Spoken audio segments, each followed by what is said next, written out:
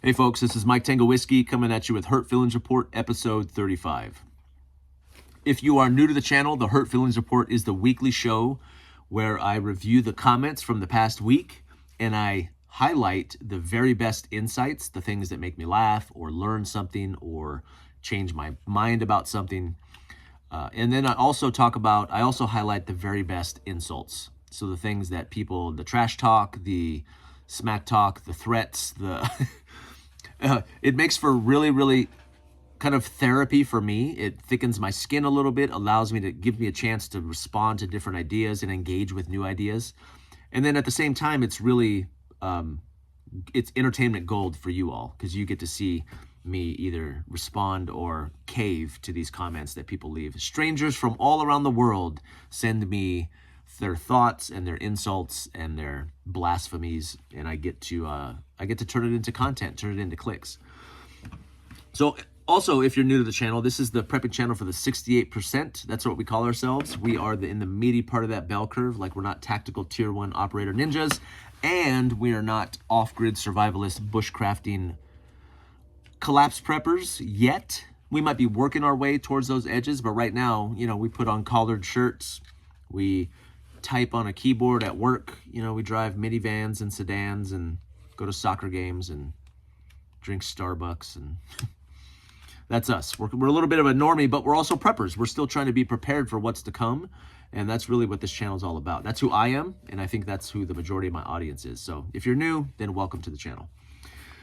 Okay, a little bit of a channel review. So 28,360 subscribers as of tonight, Friday night, the 27th. What content that I put out this past week? I think I figured out the algorithm. So I used to just schedule videos to come out no matter what. Like, I would say on these days are when videos are going to come out. But I think what I was not doing was giving my videos a chance to breathe, giving the algorithm the opportunity to push it to the most people that it saw fit to do. So I accidentally released my big idea video on Sunday, and then I stumbled into Monday, and Tuesday I put out a kit video that did pretty good. So Are We Awake Yet posted Sunday. I did my interview with Modern Refugee on Sunday as well. And then my kit video, so my home defense sling, but I proposed that it was useful for other applications, that posted on Tuesday. That one did really well. And then I did a review of a solar panel that I posted yesterday, and then my interview with Scottish Prepper is scheduled to come out Sunday. So this should be coming out Saturday, the 28th. So those are the videos, but people get to comment on videos from way back, but most of the comments are on those few videos that I've posted over the past week. So what I wanted to do was I searched through the comments and I picked out a really juicy one, and I'm going to start with that one. Then I go back to the top and kind of work backwards. Is that backwards? Yeah, work from the front backwards. So this comment is from Michael Magana, Michael Magana, 6382. This is on my my sling video. He says, the fact that you constantly flagged your hand means that the 68% is 100% a joke. So, you know what that reminds me of? You remember from Ron Burgundy when he says 60% of the time? It works every time. Okay, this is so funny. So when I did that original sling video it's my most viewed video. I did it months ago and it has like over 100,000 views. That's my biggest video for this channel. And in that video, I was critiqued and criticized and insulted because the weapon in that video is in condition 3. So there's no round in the chamber. The magazine is in, but the pin, the striker looks like it's back. So when they look at the back of the pistol, it looks like it's in condition 2 or condition 1, and it's not. So same thing with this one. So I went through the trouble. I cleared it in this video because I'd used the same kit, talked about it a little bit differently. And I cleared the weapon to show that it was clear and safe. It was in condition 3, right? And here I'm still getting that comment. So I flagged, apparently I haven't gone back and watched it, but I flagged my hand with a pistol that was in condition 3, and he says because of that the whole concept of the 68% is 100% a joke. That, Michael, is a very broad brush. Yeah. Okay, starting back at the top. So let's go through here. So the Scottish Prepper interview doesn't post till Sunday, but my members can see it now. So Country Trumpkin, who's one of my regulars, he says, great conversation. My wife, who enjoys the Mike Tango whiskey eye candy, heard the Scottish accent and drifted in from the kitchen. Guess who's going to have a good Friday night? Now, okay, I'm going to try and stay appropriate here. So I said, wait, which one of us, me or Scottish Prepper, is the eye candy? Is it my face and his voice? Laugh out loud. Please don't answer that, Country Trumpkin. I don't want this to go into any more trouble for you than it probably already will be if she hears this. But that's hilarious. That made me laugh out loud, dude. So thank you for that. And I say, if in some small way I can reach out across the country and provide you with I don't even want to say it, a good Friday night, I'm quoting you, then you're welcome. So that was great. That made me laugh. Eye candy. Don't let me out. Dude, if my wife hears that, she's going to make me shut this channel down. She will murder us all, just to let you know. So she's a gangster. Okay, so my video, We're Not Ready. This is from 2 weeks ago, the AI video where I read that letter. Everyone thought I was stupid and this guy's funny. This one I'm going to read in its entirely because it's kind of hateful, but it's hateful in a weird way.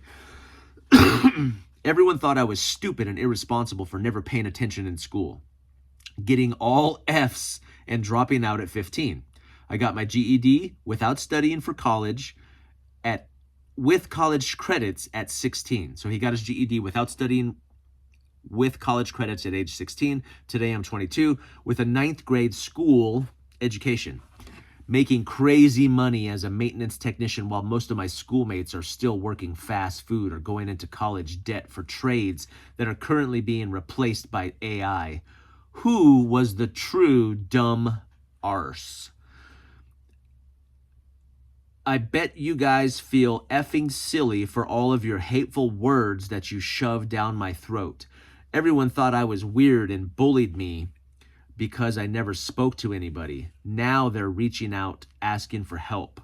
Sorry, guys. There's a difference between being educated and being smart. I can fix almost any problem thrown at me, but I can't fix stupid. After years of suffering from harassment and bullies, it feels so sweet to see them get their karma. With love, F you guys, and good luck to every MF who doubted and tormented me when I was young. All right.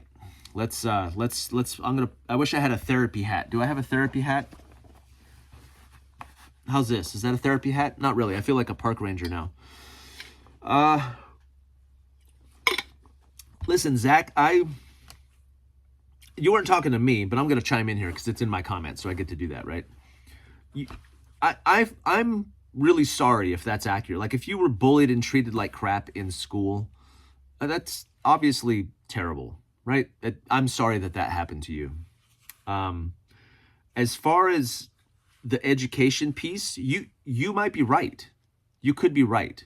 So let's take them bullying you and teasing you and mocking you and insult, hateful words they shove down your throat. Let's take that out of the equation.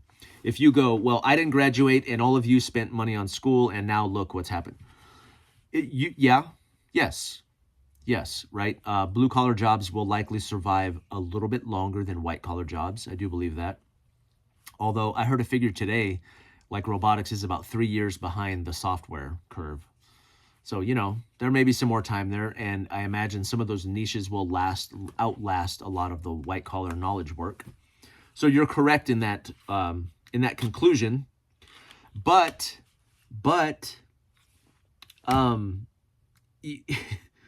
I feel so sweet to see them get their karma. Now, if it's karma for them treating you badly, okay, you know, a little bit of up and comings, I get that. But I feel like this air of kind of hatred and superiority, and I feel like the bigger miss here, like you may be correct about them getting their due, their justice, right? That's justice. If the same thing happens, eye for an eye or whatever. Okay, yeah, let's say I agree with that concept. And then I go, well, you were right, blue collar jobs, even though I don't think you probably didn't predict this back then. You weren't like, I'm going to flunk out of school because I see what's coming. That probably wasn't the case, right? You know, you were a screw up, you screwed off, and you happen to be in a better position now. There's nothing wrong with that. Good for you. I hope you have a job for a long time. But what I think the bigger miss here is if you're 22, I'm going to give you a piece of advice, okay? I'm a father of 8. I have a 24-year-old and a 22-year-old and an 18-year-old. The thing that you missed was the potential for character development, okay? Now, I understand to be treated poorly and then come out on top. There's a huge amount of satisfaction there, yes.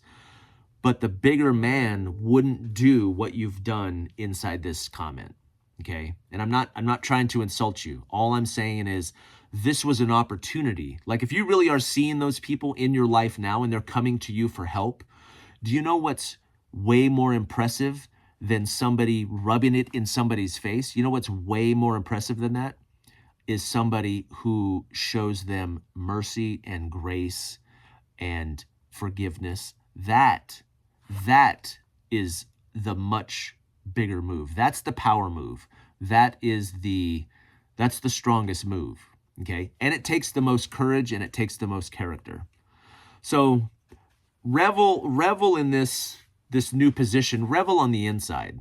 But if these people who treated you like crap really are coming to you for help now, what an amazing opportunity for grace and renewal and forgiveness. You know, I don't know if you're a believer or not, but man, I remember Jesus said that, was it Jesus or Paul? Jesus said, to love those that love you back. He's like, what's the big deal with that? I'm paraphrasing, okay? He's like, how is that a big deal? If you love the people that love you, that's not even surprising. That's common. Everybody does that. The heathens do that. People who hate God do that. They treat the people who treat them well, they treat them well, right? Do you know what's more shocking and amazing? A powerful demonstration of meekness is when you treat the people who treat you poorly, when you treat them well. That's revolutionary. That is paradigm shifting. That changes things, right?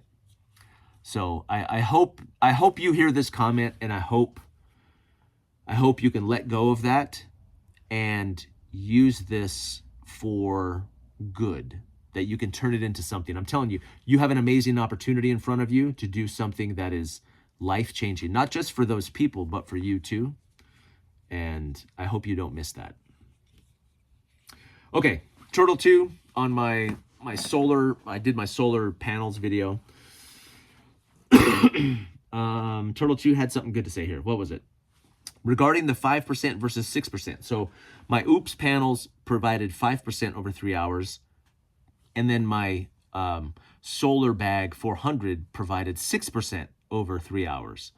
But he made a point. I did the OOPS from 0%. Like that Mega 2 was absolutely flattened to 0. When I tested the solar bag, I started from 50%. So he makes the point. He goes that that may explain the difference in the results, which is true, because that's a variable that I assumed didn't make a difference, but it may very well make a difference. Your results may be affected by the range in which you charge the device. My tablet charges quickly in mid bands, but after 90% seems to take longer to charge another percent. So charging from 0 in one case and charging from 50 in the other may not be identical. So in honor of the scientific method, Turtle 2 is absolutely a correct. So I'm going to do further testing, like the sunlight in wintertime. I had 2 sunny days to test these things over the past 3 months. And I'm going to do some more testing in the summertime with direct sunlight and treat them both the same. So I may be getting faulty results. So that's a good point. Don't be left behind. So a video about my flip on AI, how I decided to adapt to it rather than ignore it. AI, so Yo Taxel says, AI is not just another tool. It's a cognitive multiplier. The advantage does not come from using it, but from the quality of your mental models. Shallow thinking scales shallow output. Structured thinking scales leverage. The end of gatekeeping. So I misspoke. I said this is the end of experts. Yeah, I have since corrected that. It's not exactly what I was trying to say, but he says the end of gatekeeping does not mean the end of experts. It means a new definition of expertise, not storing knowledge, but framing problems, asking precise questions and validating answers. AI will not replace you. It will expose you. Bruh. Yo Taxel, he's dropping some wisdom here. This is a very wise comment. He says it better than I tried to say it, but he's right about input. And this, I've been thinking about this because this explains a lot of the comments on the AI stuff I've been doing, where people are saying, some people are saying, yeah, it's world changing where AI is at and what it's doing. And then 2 comments later, people like, it's still stupid. It couldn't even plan my trip to Cabo. Like, it's making mistakes and it's not even doing math right, and it's dumb. So I'm not calling these people dumb, but there's so many variables on the front side of that. Like, is the person, are they capable? Are they doing the right kind of inputs? There's lots of variables. So I love how he frames it. Shallow thinking scales shallow output. Structured thinking scales leverage. So spending enough time with these models to learn how and the ways that you need to work with them to get maximum results, that takes time. It takes finesse. I like the thing he says about questions. I heard a video where this guy said, if all of the answers are now free, then the question becomes the most valuable thing. Every answer is now free. Okay, knowledge, intelligence will cost pennies. All the intelligence, the best intelligence, the highest and most available intelligence, it will be dirt cheap now. So when all of the answers are free, then what has value? It's the ability to ask the right questions, right? And the people who are able to do that are the ones that are going to thrive in what's to come. I believe that with all my heart. Okay, that was a great comment. Stop prepping for SHTF. This is a video from a long time ago where I said, hey, stop. This is where I introduced the idea of TOTSI, turd on the carpet. AI, this is unrelated, but it's still a great comment. So D-Gun Earthed says, AI, I just watched this video of an old lady explaining what she eats in a day, and I thought it was real. Until she got to the robot landmine. She was supposed to say the 90s, but said the 90s. Get it? 90s as in Sam. Laugh out loud. I turned it off at that point thinking, man, they are very close. Everyone needs a 50 BMG for Skynet when it comes. Yeah, I don't have a 50 BMG. Yeah, I've been tricked. I've been tricked a couple times. I feel like the visual used to be able to look at toes and fingers and say, oh, wait, see right there? But they've fixed that. And the eyes were always kind of funny too. Most of those things have been fixed. And the only way I can gauge now is if a video is so original that it's kind of off the charts. So I'll give you a for instance. This is where I first kind of started kind of thinking about this framework. So I like animal attack videos, like when there's a cougar in someone's yard or something, you know. And I've seen bear videos before, like bear encounters, and they tend to be pretty the same. Like there's a bear, and then you know they scare each other. The human and the bear scare each other, and one takes off, and or the woman pushing the bear off the fence to defend her little dog. That was amazing. So then I saw a video recently of 3 bears on a guy's porch, 3 black bears. And it wasn't like a mom and cubs, it was 3 what appeared to be grown black bears on this person's porch, and the guy like reacted, and it looked really good. Like if you were looking for evidence of, oh, this is clearly it wasn't anything visually that I saw, it was the topic itself. It was the fact that we'd gone from 1 bear occasionally to now we have 3 bears on a porch doing this. It was far enough away from what was usual that it's like, so when I see a video that I'm like, man, I've never seen anything like this, like a eagle swooping down and picking up a baby rhino, and you're like, whoa, I didn't know that. It's so far and so, that's probably AI. But that's the only way I can tell right now. And in another 1 year, maybe you won't be able to do that. Maybe it'll calm down, and it will kind of settle down into more normal type scenarios, you know? Yeah, it's hard to tell. You look at the comments. I used to be able to look at the comments and people would pick up on it, but there's been a few videos that I know for a fact were AI, and nobody in the comments realized it. Nobody. We're screwed.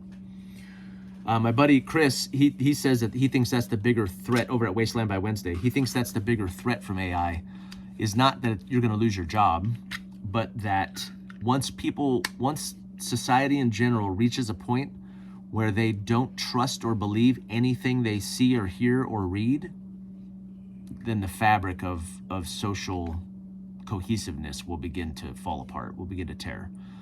And I think he might be right. I think we're close to that. Like people already are, if they're not, they should be. First of all, we're being lied to, but now with, you know, deep fakes and all this other stuff coming out, it's gonna get really, really hard to know what's true. And when you don't believe anything's true, that's a bad place to be as a culture, as a society. So, okay, Hurt Feelings Report 34.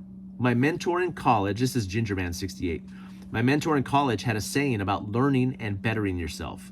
The last day I learned something new will be when I'm 6 feet under and drinking schnapps with my great-grandfather again. I love that. That's the last day I will love something, or I will learn something new. I love that. We're not ready, so the AI video. Pickering Samuel says, hey, I hope the football coaching is still going well. Say hi to Ted. I think you left that thinking that I wouldn't get that, but fortunately for me, a former boss of mine and still a very good friend of mine used to compare me to Ted Lasso's assistant coach. He used to tell me all the time that I look just like him, and I looked it up. I kind of do, because I would always wear like a very similar thing to that guy at my last job where I worked. And I do look like him. So yeah, I'll take that. I said, I'll take that comparison. That's a pretty good one. I like it. Let's see, 68% a joke, 100% a joke. That's the one from before. Yeah, Romad, so the little kit video, I talked about that kit being useful in a lot of different scenarios. So this guy, Romad21, goes down this whole list. He's like, I've got a German butt pack and an ACU tarp and an ACU poncho and an Espit stove and a canteen. And it's like this military loadout, a ferro rod and a 6-inch fixed blade with a sheath and paracord and U.S. Army sleep mat. $151, not bad. And I go, what is this kit for? I said, what's this kit for, dude? He said it sits in the back of his Jeep. He says, on the road, emergency get home. He says, I need a compass too. Enjoy your channel. Maybe you could evaluate a few compass models. Don't think anything electronic will be working after any major incident. I forgot to respond to this, but I will never consider that. I will never consider that. I should be nicer because he might think I'm mad at him, and I'm not. So I'm going to say, I will never consider that. Thanks for watching.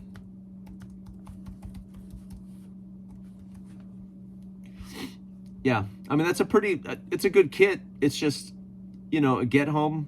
Like maybe his situation is different. Maybe he's further. Maybe he's got to go through woods. Again, my scenario, my get home situation, I don't need a compass. I don't need a fixed blade knife. I don't need shelter. I don't need fire. I won't be cooking. I still stick to that.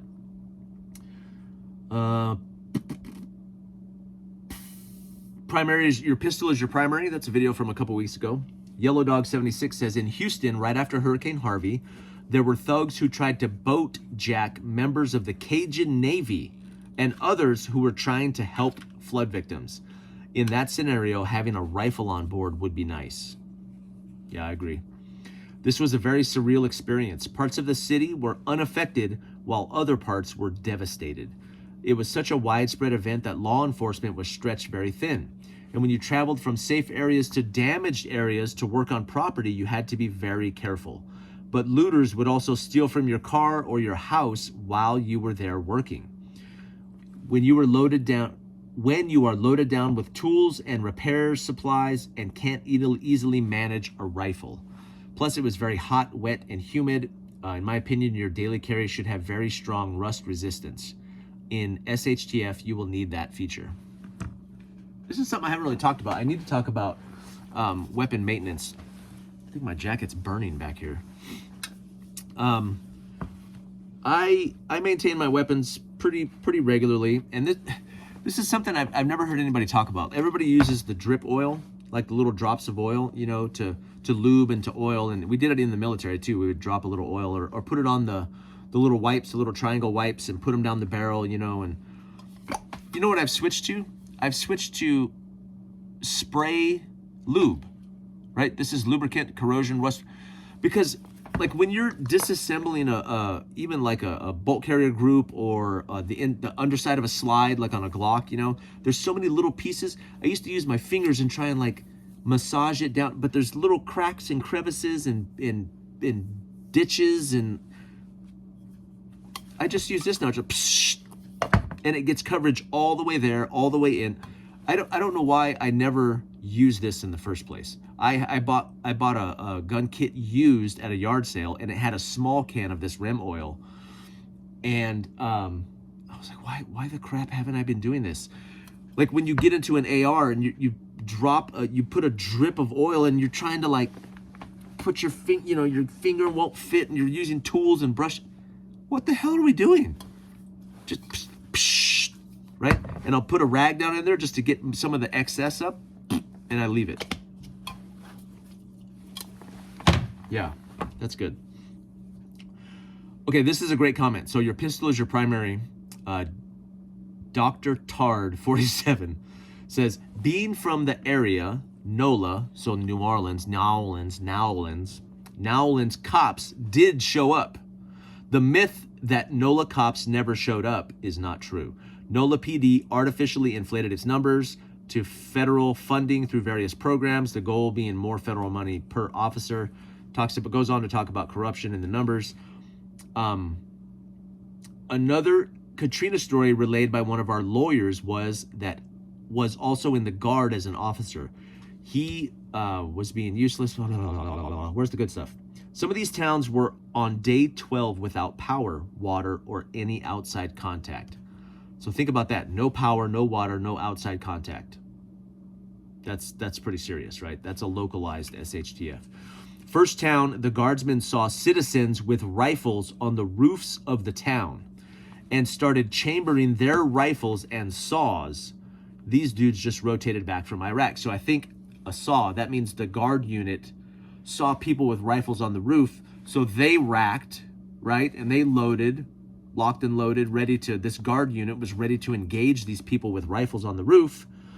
He had to tell them to stand down and chill the F out. This was Mississippi, not Iraq. So what he's saying is there was still a law enforcement present, guard units local who were armed. So guys walking around with rifles, even in that extreme situation, they almost got engaged, right? Point being that openly armed in or after any big emergency, anyone's natural gut instinct is going to be to assume that they are a threat until proven otherwise. That's a good point, right? The discussion was, is it a pistol or a rifle? Which one should you use? I think a pistol is your primary because you can conceal it. You can, look a lot less threatening. You can do all those things. And I think this is pretty good evidence for that same idea. My sling, one kit for all things. Aldo Schmedak says, it is a neat concept, but it has a flaw. You have a speaker, but no armor. Not even light pistol armor. You need at least the ability to stop a 357. Okay, I do have light armor. I haven't done a video on that yet. A company sent me some light armor. I've been testing it. It's pretty concealable. It's really nice. But in this sling idea, of course there's no armor in the sling. That bag that I showed in that video, my armor is actually in that bag. Like my soft armor is in that bag. Not my plate carrier, but my armor is in that bag. So a separate spicy bag where I can fit armor, yeah. Or if things did get spicy and I needed to carry that sling, I could just be wearing that armor already. That might be an option. But the video was about the sling, and I can't fit armor in the sling. So AI video, we're not ready. Something big is coming. Thomas Barker says, why get depressed over this shite? Get over it. I said, okay, thank you. Thanks for that. I don't think I said I was depressed in that video. I might have said things are depressing, but I'm not depressed. My sling video, one kit for all. Axiom Firemind 8431 says 90% of what is being said here is fluff. I said, how dare you? Tourists around here make the HFR. 90% fluff. That might make the thumbnail too. I like that. I'm gonna truncate. I usually try and quote exactly, but why do I owe these people anything? I don't owe you grammatical correctness or accuracy. I'll do what I want with your comment. So I'm gonna cut it and chop it so it looks like you just said 90% fluff. My EDC work and get home loadout. So my get home, my 3-in-1 bag, that video that I did a while back. Jay Quar says, this is about the first time I've ever watched an EDC bag kit video whereas someone actually had Altoids in the Altoid container. Props.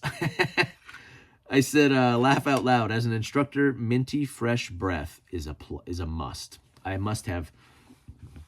work closely with people in meetings and discussions and connections and trainings and all kinds of things. And I work with a lot of females too. So I can't smell bad. I've been in meetings with people where I'm across the table and I can smell their breath, like because they talk so loud and it just can't, I can't do that. And it's hard to get feedback. Like if your breath stinks or you smell bad, nobody will tell you that. They just won't. Nobody will. And it's not just my job. That's everywhere. Nobody will say anything. They'll talk about you behind your back, but they won't tell you. My kids do, but people at work won't for the most part. They're just trying to be nice. But my kit video, my sling.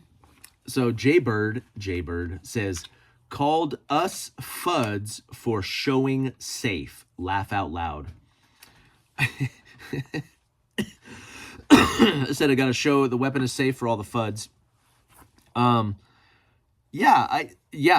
Yes.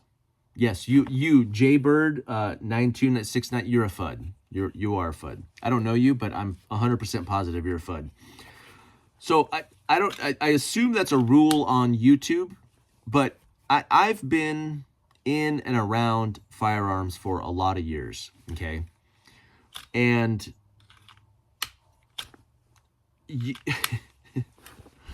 the fact that I am required to show to you that I have taken the proper precaution, it's condescending, it's insulting. I think there's a rule about it on YouTube, so that's why I do it. I don't show firearms very often, but if I do, you're supposed to show that they're clear and safe, I guess. But I have to do it to make you feel better about how I'm handling my fire. Go kick rocks, dude. Go kick rocks. I don't come into your house and be like, hey, what's going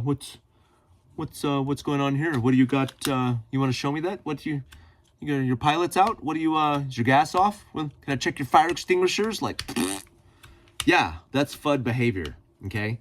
I'm a grown behind man, and I handle my firearms the way that I handle my firearms, okay?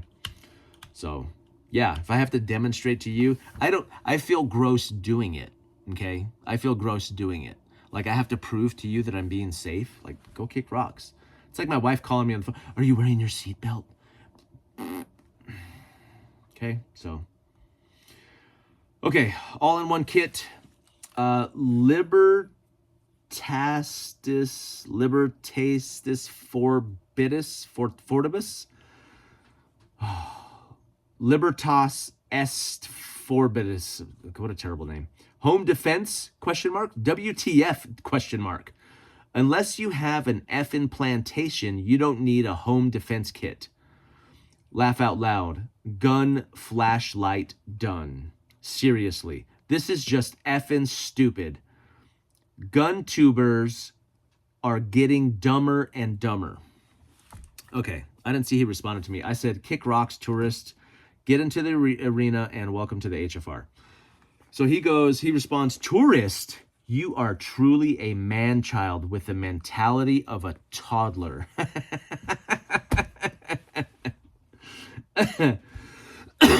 I'm a man-child with the mentality of a toddler. Okay, so let's look at this guy's comment. Home defense? WTF? So unless you have a plantation, you don't need a home defense kit. What are you talking about?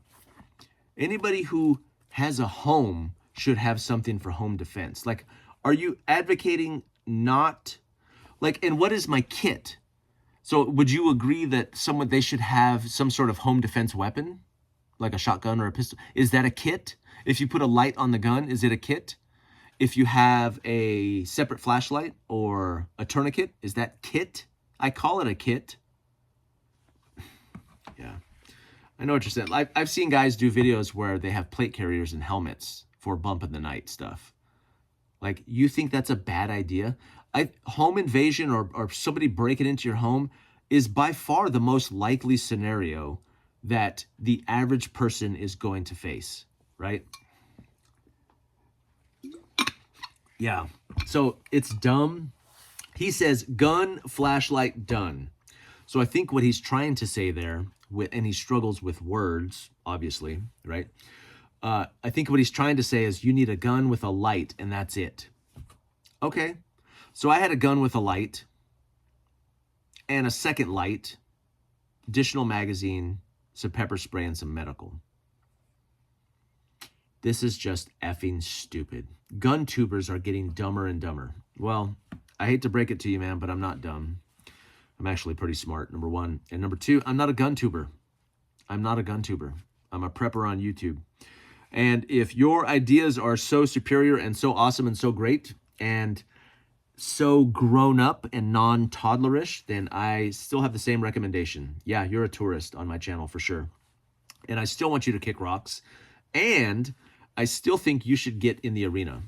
So if you're going to call the ideas of others stupid, then you put your ideas out there. You get into the arena. It's one thing I've learned from my channel and absorbing hundreds and hundreds of negative comments over the past 7 or 8 months. Most of them aren't really worth they're not worth the space in my head to think about them. They're just not. If somebody is in the arena, I am far more likely to, take what they're saying seriously. Yeah, let's see, is anything worth here putting in the thing? You are truly a man-child, mentality of a toddler. I like man-child. I won't refute that. Man-child, mentality of a toddler. I've had 8 toddlers. I don't think I do. Well, maybe I do. Yeah. I'd be screaming and crying if I had the mentality of a toddler. Your comment would upset me more than it has. It hasn't really upset me. Okay, we're not ready. So I live in Northwest Arkansas, the home or headquarters for Walmart. You should see Walmart's brand new home office. It's like a little inner city district. It spans several blocks, thousands of cubicles. Much of it is still under development. I have a difficult time imagining that they would be continuing to develop all of this if they knew they were about to let go 50% of their workforce. And they have the insight. So that's a decent opinion, right? So if major companies are still building, then they must not be planning on laying people off. I don't know that that's a good indicator, though.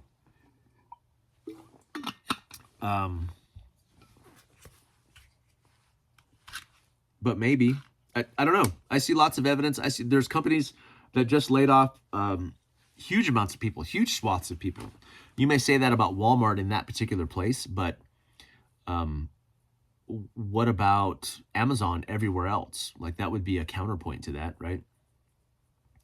And businesses, I still think, so let's say Walmart spent $10 billion on that little city that you just talked about. Then it would still be cheaper. Let's say they invested $10 billion and then next year decided, oh crap, we can replace half of it. We don't need half of this city now. We just wasted $5 billion because they're only using half of it. That's still a better proposition because the money that they're going to save by laying off a certain percentage of workers is still going to make up for that money. Yeah, but I don't know a lot about corporate planning and stuff like that. What I do know is that there's evidence all over the place of the beginnings of a huge job displacement. Like some of the things that I've talked about, we're starting to see the beginnings of those things. So maybe not Walmart specifically, maybe not in that specific spot for Walmart, but in lots of other places for lots of other companies, that's going to be the case. Shane Vision, we're not ready, says, I recently had a phone conversation with a customer service AI bot. 5-minute conversation and had no idea it was AI. It was mind-blowingly good. We are all screwed. Yeah. The customer service piece is getting pretty good. It's getting really, really good. Like they're adding ums and uhs.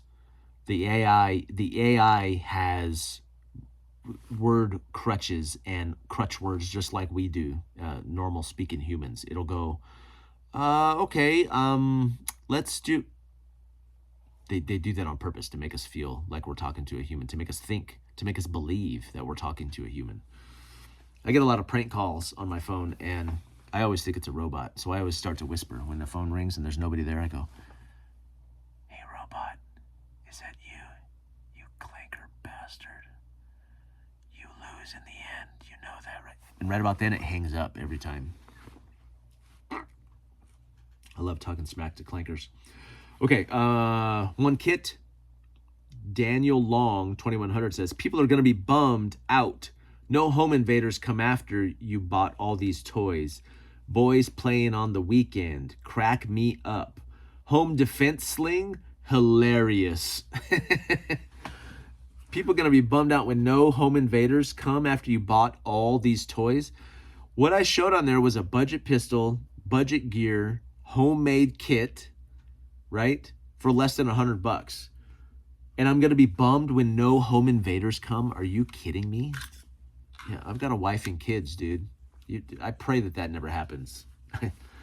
Boys playing on the weekend. First of all, I'm a man, okay, and I don't have time to play, okay? But I do things on the weekend. I do play on the weekend when I can. This is me playing right here. I crack you up, home defense sling, hilarious. Yeah, I wonder what you would recommend. He's like, what you need is a good AR pistol with an EOTech and some night vision. Yeah.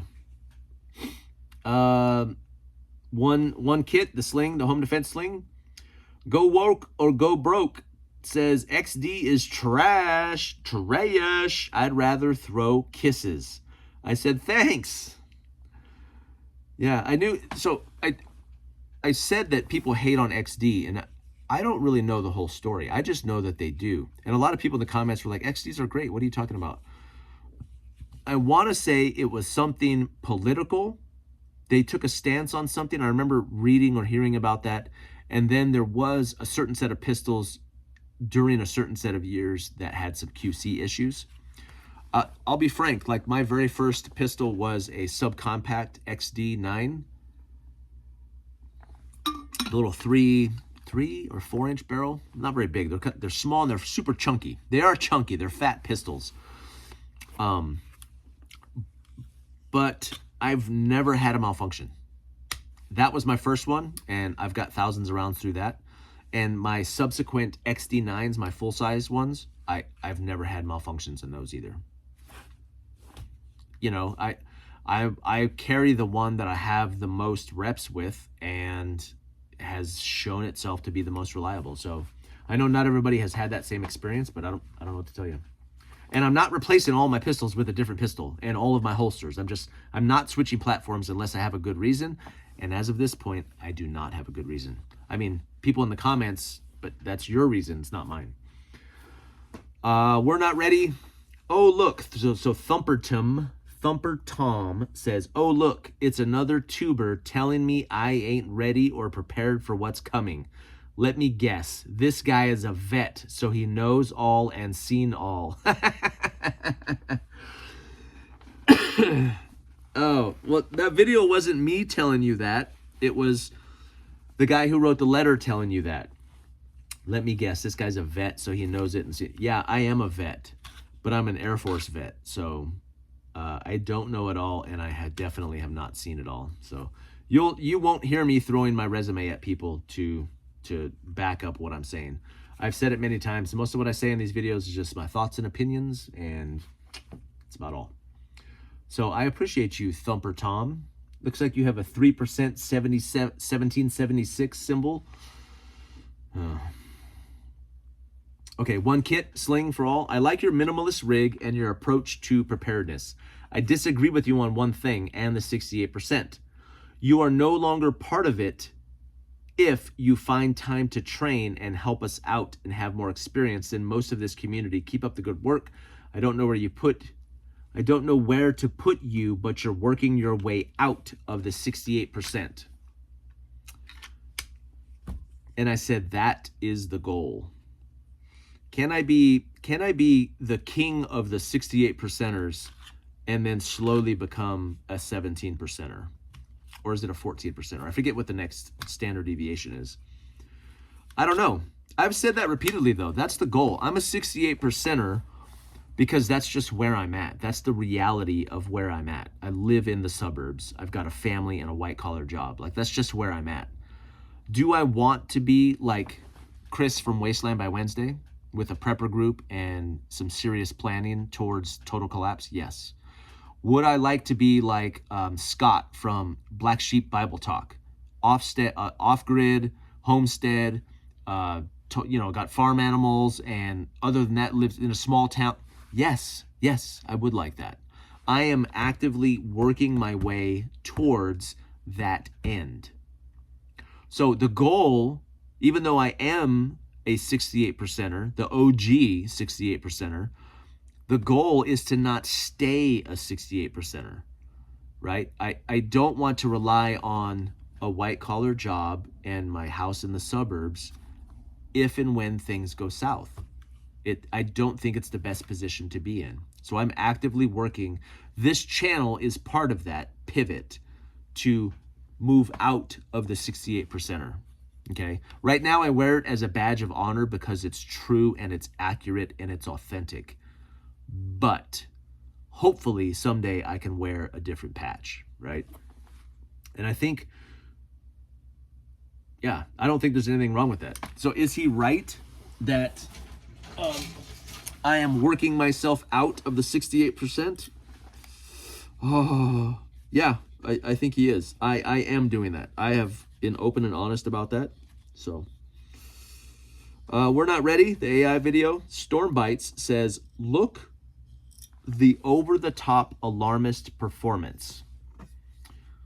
I don't know what he means by that. Look at the over-the-top alarmist performance. It's kind of heavy to take in. Your job is safe, dude. Relax. There's no such thing as artificial intelligence. You're looking at smoke and mirrors, overhyped for the stupid, wishful dreamers. The engine is one of statistical augmentation, nothing more. One of the guys that I listened to on YouTube, David Shapiro, he talked a little bit about this. Like, the term artificial intelligence has become kind of muddied, right? Like, what does it mean? It's almost not useful anymore. I got 2 new fidgeters. Look at this. These are just cheap Amazon ones. And it turns like that. So you guys have to listen to these now. This one's pretty cool because it's quiet. It's a little bit quieter. See this? Oh yeah. It's not as useful as it used to be, because people are thinking about like AGI, artificial general intelligence, or ASI, artificial super intelligence. Those terms almost aren't useful because what people are doing is they're waiting for this tipping point. They're waiting for this point in time where we all point and look and go, now we have AGI. There's like, boom, overnight, it's this level of super.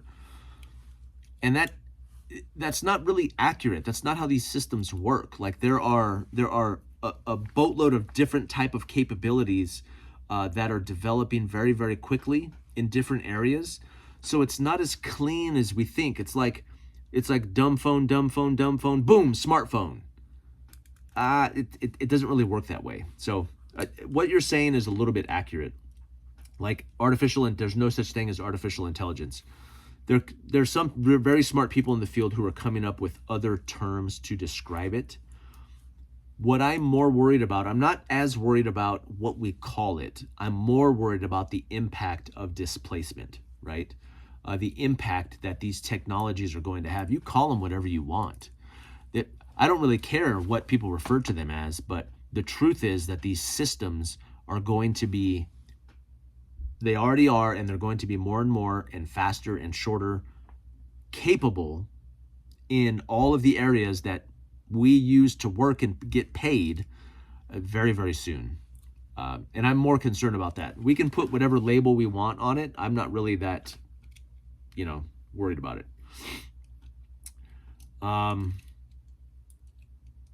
Yeah, this guy says, the cloud tech guy, he might have a channel. We're not ready. He says, I'm the AI sales engineer for a large Google partner. So this is good intel. I'm not worried about AI as a whole, since the reality is most of these projects just fail.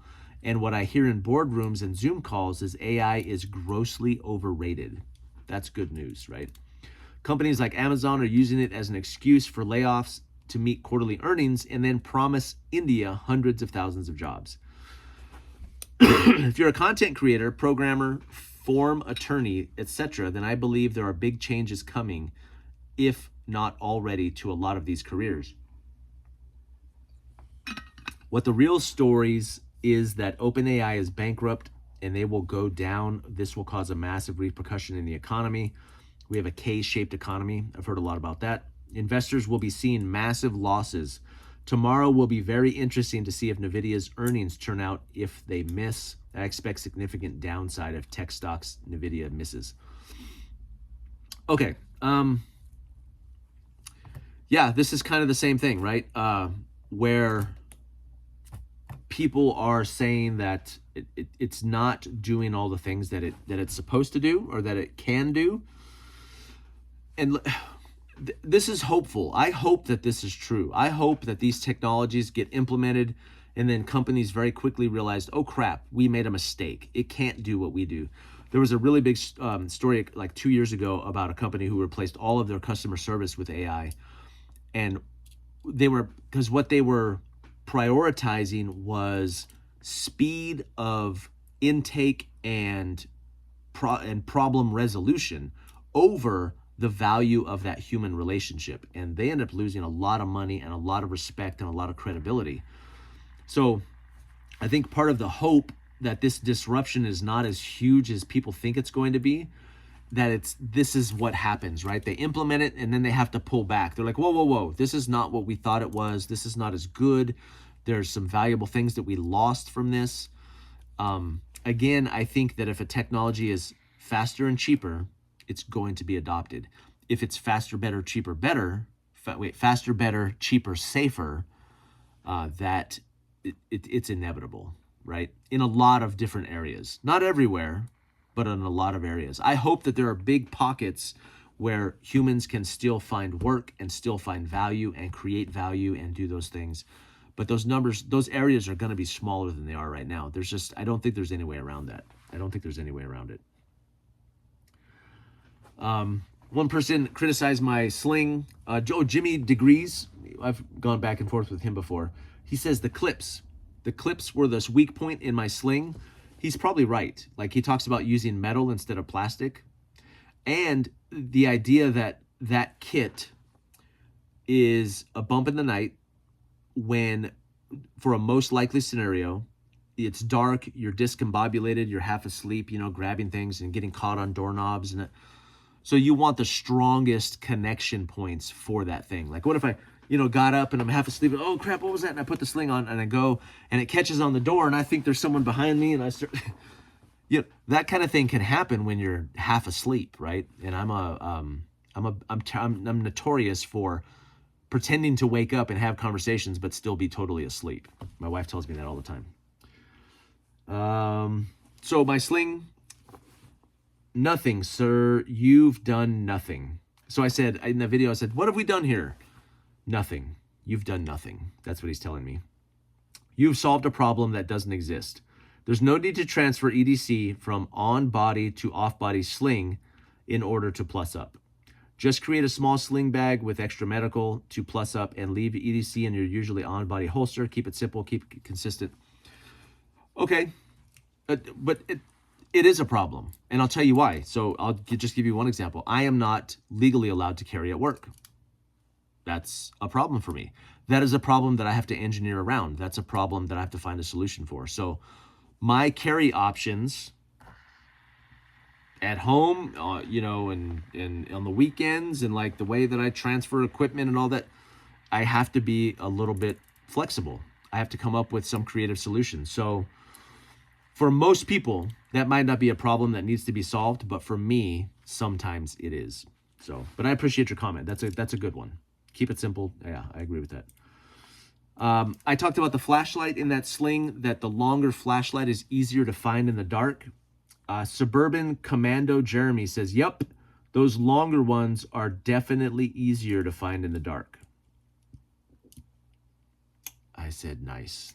Well played, sir. I will leave that comment right where it's sitting. One guy says about the sling, when do you plan to wear that? When you are outside cutting grass? I mean, I know you mean well, but I just can't see myself wearing that while I'm outside of my yard cleaning the pool, taking the trash out, or cutting the grass. No, nope. I would wear it for a break-in. I would wear it in a Totsy's type scenario where I felt like I needed a little bit of additional geared equipment capability, not cleaning the pool and not cutting the grass. I'm pretty sure I did not talk about that. One guy asked if Bear Independent had been taken off of YouTube. He went like 6 days without posting a video. I don't know what's going on there, but he started posting, I think, yesterday. So Bear is not off of YouTube. I said, are we awake yet? That video where I talked about the powers that be. Corey Gage says,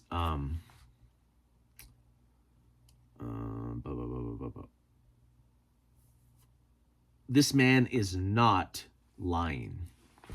I don't know what that means. I don't know if he's backing me up or if he's being sarcastic with the quotes.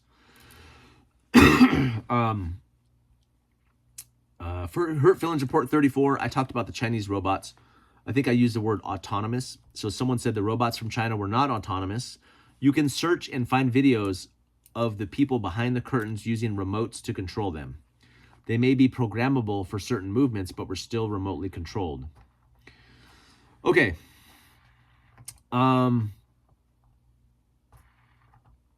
yeah, that's not as much the point. So autonomous is terrifying when it comes to weapons, right? Autonomous means it's doing its own thing without any sort of human control.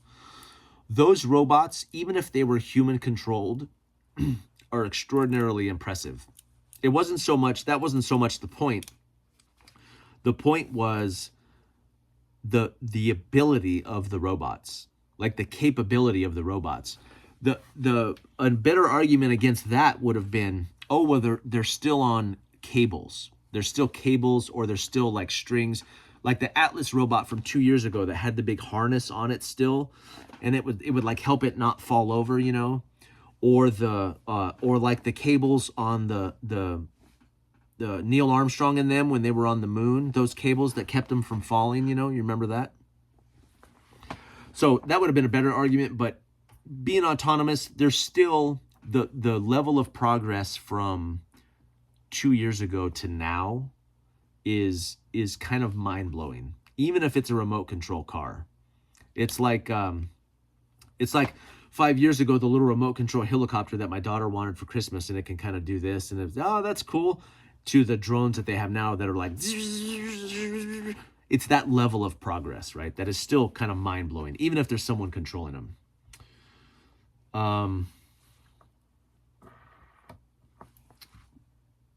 Someone says, Cyrus Martinez says, my firearms part 2 video, I think I talked about criminals in general. He says, was it really criminals taking advantage? Oh, I was talking about riots.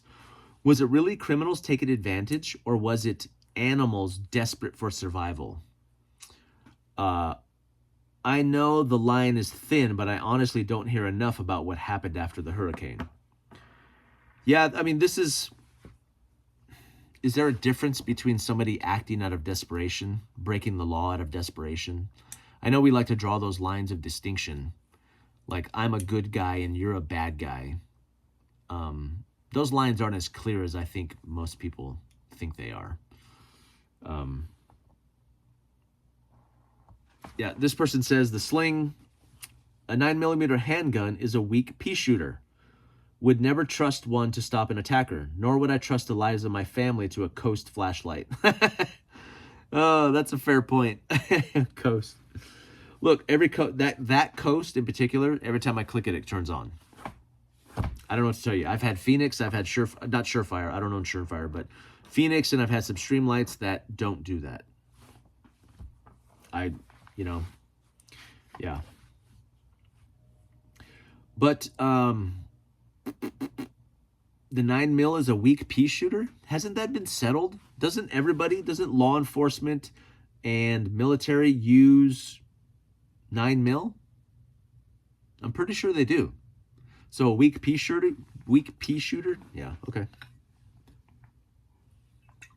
I think about that too. I remember 20 years ago, there was huge debates and arguments about stopping power in 45 versus like the early days of the forums, like defensivecarryforum.com, defensivecarry.com. But everybody just kind of settled. All that noise, all that chaos kind of collapsed onto 9mm. I mean, I think 90% of the people who carry out there are carrying 9mm, you know, with some rare exceptions. But to say that it's a pea shooter, would never trust one to stop an attacker, I don't think people know what they're being shot with, to be honest with you.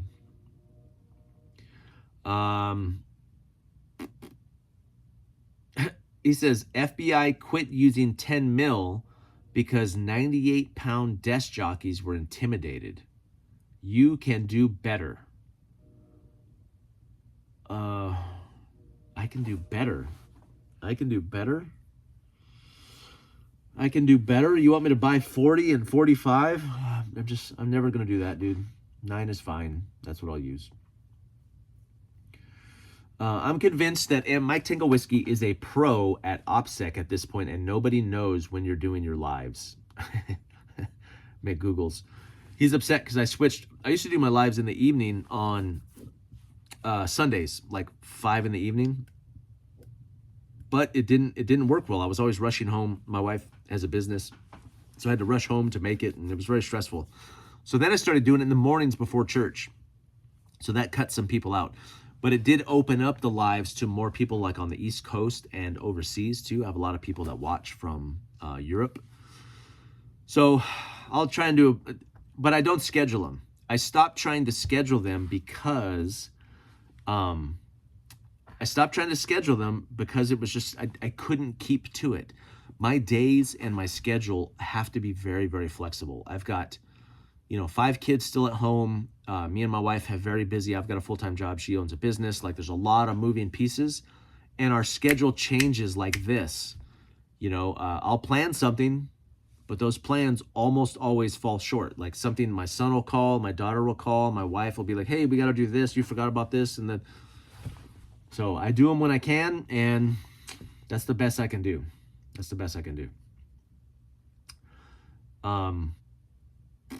This guy says, Damon Harrington says, home invasion? They're going to have to deal with me coming out butt behind naked. Pistol in my right hand and tomahawk in my left. That's my brand of tactical minimalism. I called it tactical nudism. The Scots used to fight naked. It scared the Romans enough to build a wall. Dreb222 says, no need for a light. My arse is wide enough to light up the whole room. Oh, that's funny. Oh, shoot. Okay.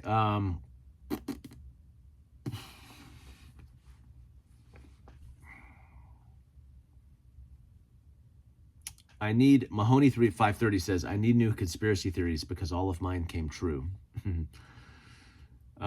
Same. How about reptilians or hollow earth? Where can we go, right? Flat earth seems to be the bridge too far for most people, even for conspiracy people. They'll go, you're crazy. You are a flat earther? Like, psh. So when someone believes it, like, that's the bridge too far. But yeah, he's right. I remember thinking, somebody told me the joke during COVID. They were like, what's the difference between conspiracy theory and fact? It's about 6 months. That's on my Are We Awake Yet video. We're not ready. So the AI video, Master Chavez says, as a street performer, I have no worries about job security. What I offer and bring to the world will only be more appreciated in the face of so much artificiality. You might be right. Yeah, if you can make a living doing that. I was about to say, how much do you make? But, who cares how much you make? Do you make enough to make a living for you? And great, that's wonderful. But think about this. Like, if you're on the street where people work and they're passing you on the way to work and from work, and if half as many people are working, then you might get half as many tips, You might have to move indoors, unless robots are going to be tipping us. But this is funny. So we're not ready, the AI video. So the idea of an EMP, will that be self-inflicted to make all this stop? I always figured it would be an enemy nation. Never once considered that it could be to detonate an enemy from within. So that's an interesting point. An EMP is something that us preppers prepare for often, but like how ironic that someday we may need one to prevent what's happening, right? Yeah, that's crazy. We're not ready. That video. Conrad Stargird says, what a fool. Say hello to Bob Dylan for me.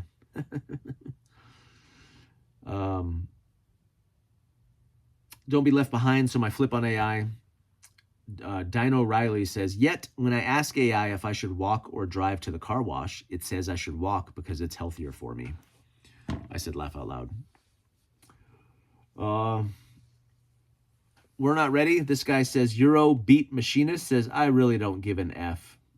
I said, okay, man, thanks. Appreciate that.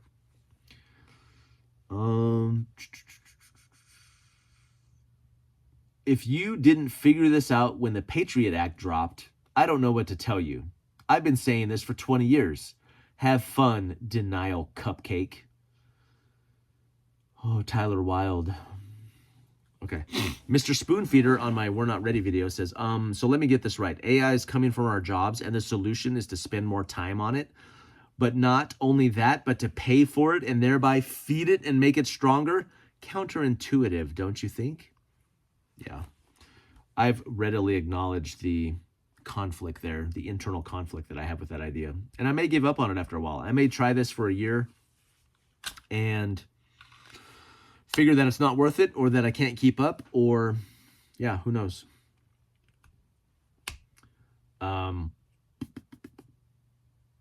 This guy, so Geezer Glide Ride says, I work with AI every day. He says it gets things wrong. It hallucinates. He talks about a lot of things not working. There are industry plants. So his contention is that that letter was just hype and it was marketing, right? Do believe that we are all still very much at risk and should be screaming from the rooftops for regulation and simultaneously prepping for the eventuality of not getting it. Yeah, I mean, I hope that that's true. I hope it is overhyped. I really do. Pistol is your primary. One really apocryphal case I remember from a thread on a weapons forum where a guy was posting from Libya. The thread was about AK-103s, and sure enough, this Libyan guy had a genuine Ishevsky manufactured Russian select fire AK-103. The oohing and awing over this assault rifle, he admitted that it wasn't actually that valuable. It was his home defense gun, but he only paid about $100 for it. He was really upset about a rusty Beretta M1934 that was pinched off him at a militia checkpoint. That clapped out pistol cost him the equivalent of $500 US, with a modern pistol like Glock 19 frequently going for as much as $2,000 or more. Why were the pistols so valuable? Because if a regular guy who had to go outside and work a job, buy food, and support his family, when SHTF happened, when Gaddafi was overthrown, but it also never ended, the militias controlled turf, but only to extract bribe money. Criminals ran amok with impunity and abducted people into slavery. This meant that walking around with a live rifle was a guaranteed death sentence because the militia would light you up on sight without a second thought. But a concealable handgun was absolutely necessary for going outside. Even a rusty relic from the days when Libya was an Italian colony was worth its weight in gold, as long as you can shoot and be hidden out of sight. That's valuable intel, right? Don't be left behind. So my flip, John Travestel says, from anti-AI to AI spokesperson, while simultaneously acknowledging it's a beast system that will destroy us, but giddy with excitement to capitalize on it. This guy is all over the place, and it's comical. I said, how dare you? Giddy. He said, endearingly excited. That'll work. I'll take that. Yeah. Look, like I said, I don't think I'm embracing. I think I'm adapting. And we'll see how it works. We'll see how it works. I have to give it a shot. I still think that adapting, choosing to do something is better than choosing to do nothing. Like, what are the options for me right now in my job? I might be left behind either way, but at least I'm going to do something about it in the meantime. So, the Black Wolf, your pistol is your primary. So he says, I absolutely agree with every word you said. I spent 12 years in 3 types of law enforcement. Pistols are always the most practical choice. Almost every firearm confrontation is close in. If you're far away, use that opportunity to leave the situation. That's a great point, right? He said some other stuff in there too, but that was good.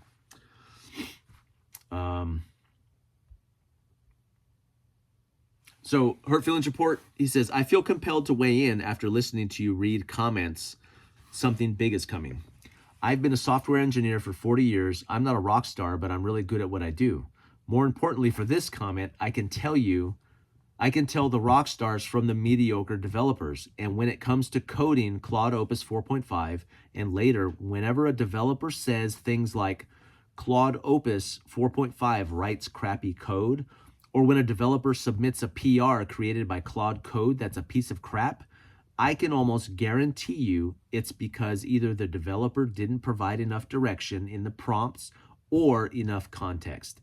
The developers who continue to blame the models, they tend to be, at best, mediocre developers. They will be the first RIF. That's a reduction in force. The developers who are good, they're learning how to use the tools to adapt and become more productive. The rock stars, they're figuring out how to recreate and reusable skills, agents, and custom NCP servers so they become an indispensable to their organization. I've seen a lot of change since 82. I've never seen anything like this.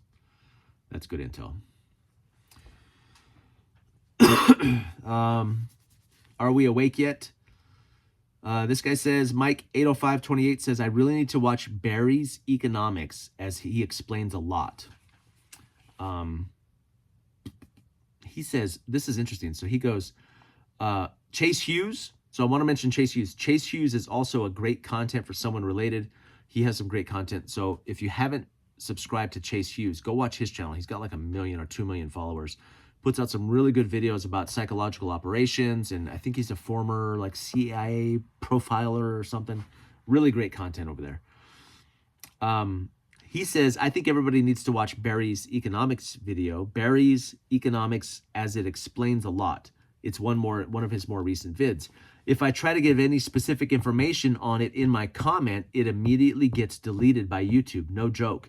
They actively censor comments. This is my 4th attempt to leave this comment. Again, I do not delete comments. Okay, I don't have any moderators. I don't delete them. So that's interesting that he said every time he comments on that guy's video, his comment gets deleted. I've heard that from some other people. On the Are We Awake Yet video, I've heard that several times. People kept telling me that their comments were being deleted, and that wasn't me. So, is this from before? You absolutely said 0 things that I found of any benefit at all. You are a popular person. Why? 0. I said, laugh out loud. Am I popular? This video wasn't for you, tourist. That was Brentwood Bergman 8842.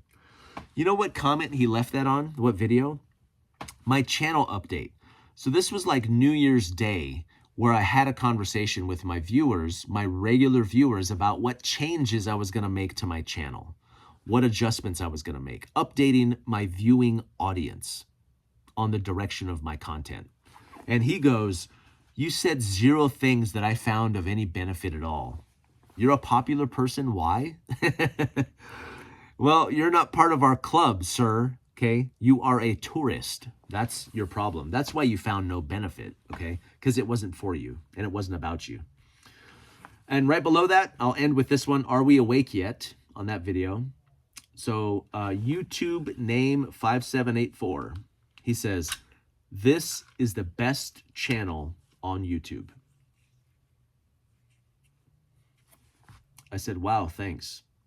Chris over at Wasteland by Wednesday, he said, it really is. Berserko says, I'm in total agreement. Common sense at its finest. Still not sure says, authenticity goes a long way. I'm going to end on that positive comment. You know, I feel like I'm settling into a really good place. I'm figuring out what is working and what is not working. And I'm still enjoying myself. I appreciate you all. This might be the longest Hurt Feelings report ever. I told myself I was going to take my time because my wife's already asleep, so I don't have no barriers. That's why I look so tired. But I love doing this. I hope that it grows, and I hope that it turns into something that frees me up to focus on it even more. I really do. So I appreciate you all. This was Hurt Feelings Report, episode 35, and I'll see you guys next time. This is Mike Tango Whiskey, and I'm all clear.